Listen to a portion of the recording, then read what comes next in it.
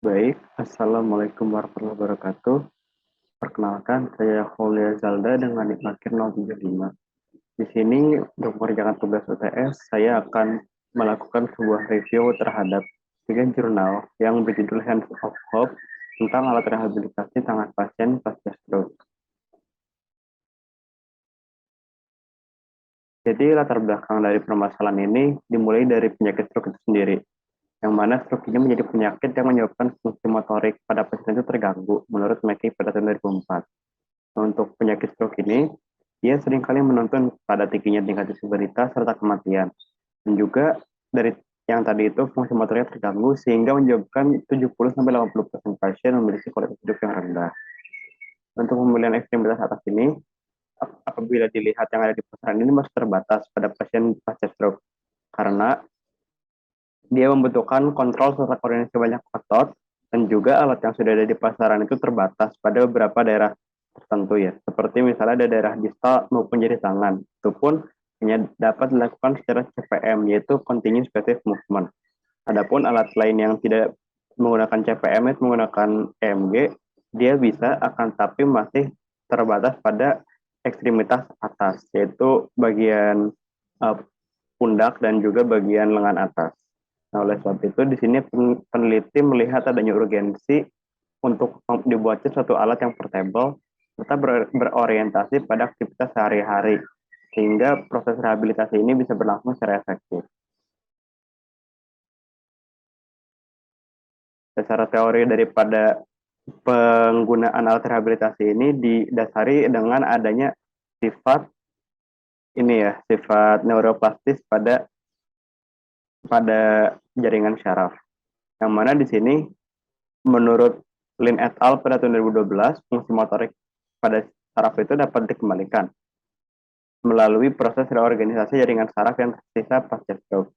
Seperti yang bisa kita lihat di sini, bahwa setelah pasien stroke itu dia akan mengalami rerouting maupun sprouting, yaitu jaringan sarafnya akan terbentuk kembali, baik itu dendrit ataupun aksonia yang mencari jaringan baru maupun membuat koneksi baru antara neuron-neuron yang aktif. Ya, lalu juga untuk mendapatkan neuroplastis ini, kita dapat melakukan gerakan fisik berulang untuk memodulasi neuroplastik pada jaringan saraf, menurut Yang et al. Ini terdapat pada jurnalnya yang berjudul Brain Connectivity Plasticity pada Motor Network After Ischemic Stroke. Nah, rehabilitasi ini akan lebih terasa dampaknya, yaitu lebih efektif apabila dilakukan secara aktif dibandingkan rehabilitasi secara pasif. Dan ini disampaikan oleh Volpe pada tahun 2004. Yang mana apabila pasien ini mendapatkan kemauan tertentu untuk menggerakkan jari-jari tangannya atau organ tubuhnya lah.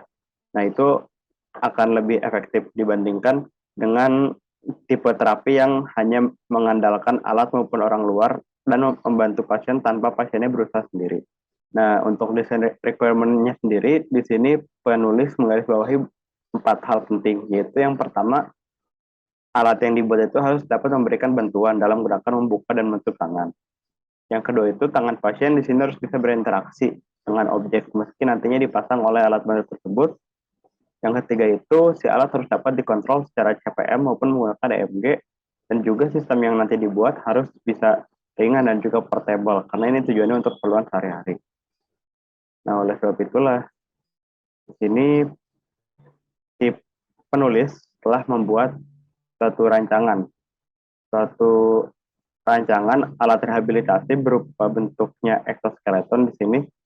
Jadi di sini bisa dilihat bahwa desain jari yang telah dibuat itu pada area distalnya, yaitu telapak tangan dan ujung jari itu tidak terhalang oleh struktur mekanis seperti adanya motor, karena semuanya terkonsentrasi di bagian punggung tangan.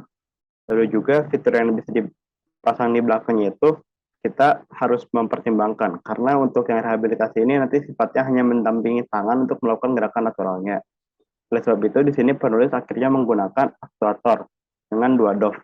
Itu di sini juga adanya virtual center of rotation yang terdapat di sendi-sendi metacarpophalangeal dan proximal interphalangeal. Dari alat yang dibuat ini, dia nanti alatnya dapat bergerak dari posisi lurus. Dia bisa 50 derajat untuk MCP dan juga untuk yang PIP itu bisa sekitar 65 derajat. Untuk gaya keluaran yang dapat dihasilkan alat ini, dia dapat menghasilkan gaya keluaran dengan maksimal 23 Newton, kecepatannya 12 mm per sekon. Dan juga di sini massa alatnya itu ada pada 500 gram. Untuk sistem kontrolnya, dia menggunakan microcontroller PIC-18. Nah, aktuator ini dibuat dengan stroke length 50 mm. Dan itu dibuat sama semua karena nanti diusahakan agar si aktuator ini dapat di setel-setel panjangnya mengikuti dengan jari pasien tersebut. Nah, untuk menggerakkannya itu dia membutuhkan waktu sekitar dalam bukan menentukan sekitar 4 detik, sehingga ini relatif cepat untuk pasien. Untuk waktu pemasangan ke pasiennya pun, karena alat ini dipasangkan menggunakan velcro, dia relatif cepat untuk pemasangannya itu hanya membutuhkan waktu sekitar kurang lebih 5 menit. Untuk diagram daripada alatnya, kita bisa lihat di sini. Ini diagram pada alatnya. Jadi nanti pasien itu akan dipasangi oleh EMG, yang mana EMG ini akan terhubung, sinyalnya itu akan ditangkap oleh motor control box yang dilanjutkan ke wireless transmitter. Nah, akan dilanjutkan ke wireless transmitter. Nah, dari wireless transmitter ini, dia akan mengirimkan sinyal EMG tersebut ke dalam wireless remote control system, dan nanti di sini dia akan diolah oleh prosesor. Nah, nanti ini akan diterjemahkan dan dikembalikan lagi ke wireless transmitter sebagai suatu pergerakan ke motor control box, dan hal ini akan menggerakkan robotic arm module. Untuk baterainya sendiri, dia menggunakan baterai 12 volt, yang baterai ini dapat menggerakkan motor pada robotic arm module, akan tapi dia juga bisa diregulasi sehingga dia dapat memberikan memberikan tegangan sebesar 5 volt terhadap motor control box ini dan juga wireless transmitternya. Seperti ini di gambaran diagramnya, dan untuk pengolahan sinyal yang terjadi di dalamnya itu adalah seperti ini. Ini bisa kita lihat tahapan pertama yang dibutuhkan itu adalah kita akan terlebih dahulu mengambil sinyal dari otot, yaitu di sini adanya otot APB, yaitu abductor pollicis brevis, yaitu untuk gerakan menutupnya, dan extensor digitorum untuk gerakan membukanya. Untuk penyerapan sinyal ini dia menggunakan elektroda permukaan yang berjenis elektroda GCL. Setelah sinyal itu didapatkan, nanti sinyalnya akan diamplifikasi atau diperkuat dengan penguatan sebesar 1000 kali. Nah, setelah kita mendapatkan sinyal yang telah dikuatkan ini, sehingga agar bisa terbaca, sinyal ini kemudian akan difilter menggunakan filter sinyal bertipe bandpass pada rentang 10-500 Hz. Hal ini digunakan agar sinyal yang dihasilkan tersebut bisa bersih dari noise yang ada. Nah, nanti sinyalnya ini akan dilakukan normalisasi. Jadi pada tahap normalisasi ini akan diukur kira-kira seberapa besar maksimum contraction yang dapat dilakukan oleh pasien. Dan nanti dari maximum contraction itu akan diambil apabila pasien bisa berhasil melewati 20%-nya, maka alat akan bergerak, baik itu membuka maupun menutup sesuai dengan otot mana yang terdeteksi. Nah, untuk alatnya ini sendiri, dia memiliki 4 mode utama, yaitu yang pertama ada mode CPM, ada mode trig, ada mode count, dan ada juga mode free. Dan di sini itu yang mode CPM berarti dia menggunakan mode continuous movement, yang berarti nanti alatnya akan bergerak secara pasif tanpa usaha mandiri. Lalu ada juga yang EMG trig, yaitu di sini dia menggunakan sinyal EMG yang tadi, jadi baru akan terinisiasi ketika ada sinyal EMG di atas ambang batas, nanti dia akan melakukan gerakan secara full. Lalu ada juga yang tipe continuous, yaitu dia baru akan aktif ketika adanya EMG, tapi sinyal yang diberikan oleh pasiennya itu kontraksi otot APB maupun ED-nya ini harus dilakukan secara kontinu, dan nanti pergerakannya itu akan secara step by step motor-motornya. Untuk free running mode ini dia bersifat bebas, jadi nanti sinyalnya akan dibandingkan antara gerakan menutup dan membukakan tangan.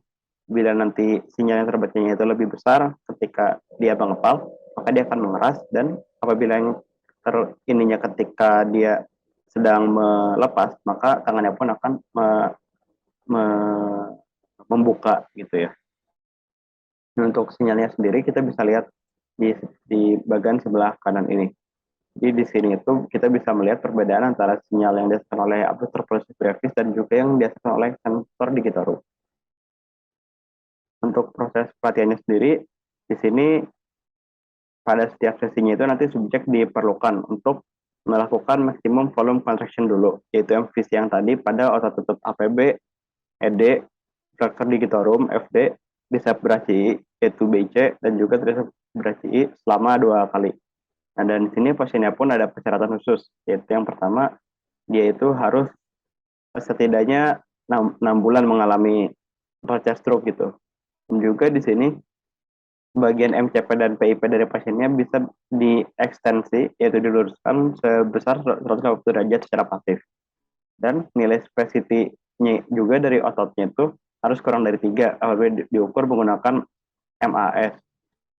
Nah, dan juga di sini pasien itu harus bisa terukur sinyal EMG-nya, yaitu sinyal EMG yang diperolehnya itu harus lebih dari 3 SD. Dan di sini pasien juga harus bisa mengikuti instruksi yang diberikan nanti oleh instruktur dalam melakukan proses pelatihan ini. Nah, jadi nanti pada proses pelatihannya pasien akan diukur MVC-nya terlebih dahulu di bagian APB, ED, FD, BIC, dan step tadi di selama 2 kali, yaitu kontraksinya selama 5 detik dan diikuti oleh istirahat selama 2 menit. Hal ini bertujuan agar nanti pasiennya itu tidak terlalu merasa kelelahan. Nanti untuk gerakannya itu sendiri terdapat 2 jenis gerakan, yaitu pertama gerakan horizontal, yang kedua gerakan vertikal. Untuk yang gerakan horizontal ini nanti pasien disuruh mengambil spons yang memiliki tebal 5 cm. Dia harus dipindah secara horizontal dari titik A ke titik B yang jauhnya 50 cm, dan nanti si spons itu harus dilepas di B, lalu diambil oleh pasien dan dikembalikan lagi ke titik A. Nah, untuk yang proses ini juga tangannya itu tidak tidak menempel dengan meja, tapi diangkat sejauh 2-5 cm dari permukaan. Lalu untuk proses yang kedua itu pelatihan secara vertikal, nanti spons ini harus diangkat setinggi 17 cm secara vertikal. Dan spons ini nanti harus disimpan di atas meja tersebut. Setelah dia disimpan, nanti dia harus diambil lagi dan diletakkan di bawah meja. Nah, ini prosesnya pun dilakukan sama seperti yang proses nomor 1. Lalu perangkat ini, kita akan mengevaluasi bagaimana hasil dari perangkat ini bekerja. Jadi perangkat ini bekerja itu dievaluasi menggunakan beberapa tes clinical assessment, seperti tes Fugl-Meyer, tes ARAT, tes MAS, dan tes WMFT. Yang mana Fugl-Meyer ini untuk melihat motor fungsional impairment pada ekstremitas setelah sembuh dari stroke.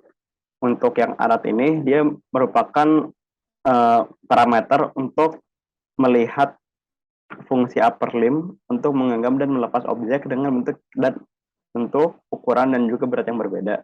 Untuk yang MAS ini dia berhubungan dengan muscle tone otot, yaitu diambil di bagian otot yang flexor tadi. Untuk yang Wolf Motor Function Test ini dia membahas terkait kemampuan fungsional ekstremitas atasnya untuk melakukan pekerjaan sehari-hari. Nah, dari sini itu kita bisa melihat ya, terdapat 3 tabel, karena tabel-tabel tersebut ini juga terdapat pada 3 jurnal yang berbeda, yaitu untuk jurnal yang pertama itu, di sini kalau misalnya dilihat, dia di jurnal yang pertama itu dia hanya melakukan uji terhadap 2 pasien. Dan dari 2 pasien ini ada perbedaan seperti itu. Pada pasien A ada peningkatan, pasien B juga ada peningkatan, tapi yang peningkatan yang lebih tinggi itu ada di pasien B. Nah, agar tidak bias hasilnya, maka di jurnal yang kedua dan jurnal yang ketiga, di sini penguji menambahkan jumlah subjek ujinya. Yaitu di jurnal yang kedua itu ada 8 subjek uji, dan di jurnal yang ketiga itu ada 10 subjek uji. Dan hasilnya itu sama. Di sini akan diperoleh peningkatan nilai dalam tes Fugl-Meyer, ARAT maupun WMFT.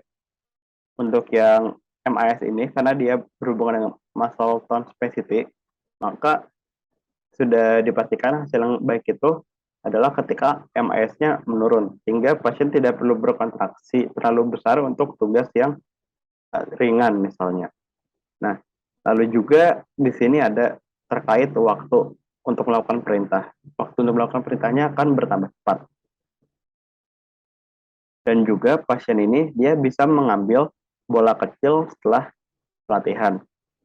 Meskipun awalnya kan diuji itu semua pasien dipastikan tidak dapat mengambil bola yang berukuran kecil, tapi setelah proses pelatihan dan pengujian ini dilakukan dengan banyaknya sesi tersebut, nah, mereka dapat mengambil bola yang berukuran 6 nanometer.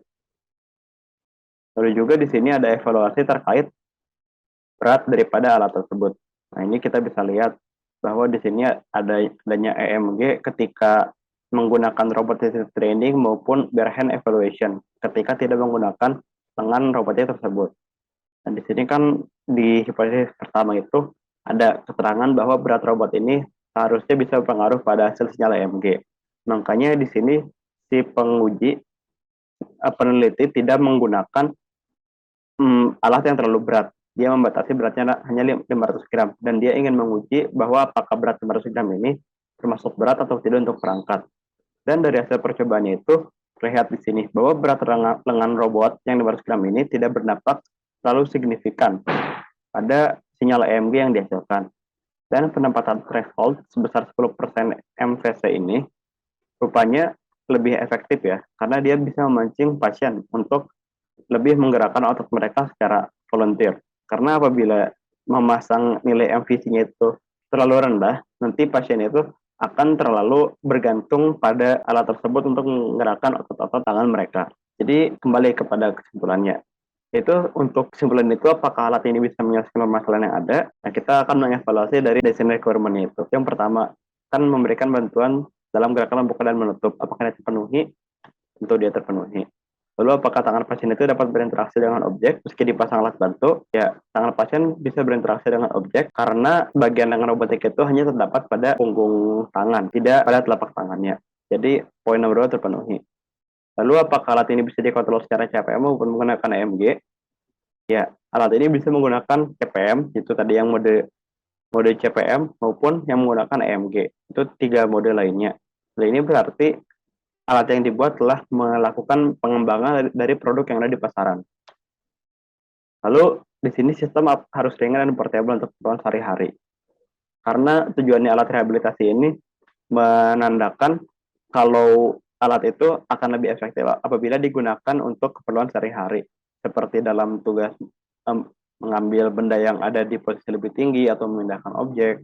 Jadi sistemnya dibuat harus lebih ringan dan juga dari hasil pengujian ternyata berat 500 gram itu sudah cukup ringan untuk pasien karena tidak terdapat nilai EMG yang signifikan antara ketika tidak memakai lengan robot maupun ketika memakai lengan robot tersebut.